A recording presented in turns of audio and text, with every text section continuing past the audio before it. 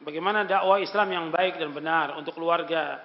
Karena ada orang yang sudah mengenal manhaj salaf, tapi dakwah kepada istrinya dengan cara kasar dan arogan, yang nggak benar. Ya kadang-kadang ini juga nggak dipahami oleh suami. Dia dapat hidayah dari Allah muda, tapi belum tentu istrinya.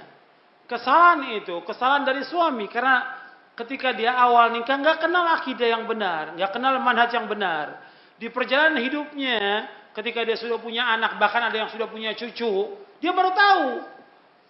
Yang hak ini Al-Quran Sunnah Al-Fahmi Salaf, dia ikut. Dia ingin paksakan istrinya seperti dia. Nggak bisa, dia yang bina istri ini, sejak dulu ia mengikuti bid'ah. Dia yang bina, dan dia yang ngajak ke pengajian bid'ah. Sekarang, setelah dia tahu manhaj ini, ya dia ajak dengan cara yang baik. Doakan dia agar dapat hidayah. Perlu waktu dan harus berlaku lemah lembut kepada wanita. Sebab Nabi SAW bersabda, "Wastausu bin nisa'i khairan." Dalam kalian menasihati wanita dengan cara yang baik. Disuruh kita bergaul dengan wanita dengan cara yang baik, dengan lemah lembut. Doakan dia. Dan wanita dia wajib taat kepada suaminya, wajib taat kepada suaminya. Dia harus taat, karena dengan taat kepada suami dia akan masuk surga. Maka tapi harus dengan cara yang baik, bukan dengan kasar. Begitu juga anak-anaknya. Dia belum tahu dulu kalau anak-anaknya harus disuruh sholat, harus mengikuti manhaj yang enggak, belum tahu dia. Begitu dia tahu, langsung dia ingin berubah 180 derajat. Anaknya harus ikut, dia nggak bisa terima.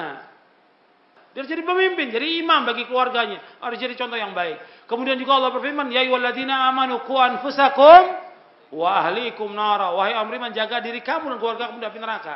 Kita terus berusaha bagaimana mengajak dia siang dan malam agar dia paham tentang Al-Quran dan Sunnah ini.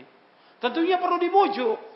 Diajak jalan-jalan, kemudian dibawa pengajian, diajak makan, diajak pengajian, dan terus seperti itu. Jadi nggak bisa dengan cara dia harus ikut.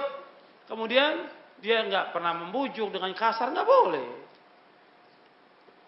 Jadi Islam nggak pernah mengajarkan cara yang kasar atau arogan, nggak boleh. Memukul boleh, tapi kalau dia sudah melanggar syariat, melanggar syariat boleh dipukul. Sesuai dengan nas ayat Al-Quran dalam surah An-Nisa di ayat 34. Berikut adalah hadis Nabi. Ketika anak 10 tahun nggak sholat, pukul. Kata Nabi, "Muru auladakum bis salati wa hum abna'u 7 sinin. Wadribuhum 'alaiha wa hum abna'u 10 wa farriqu bainahum fil madaji."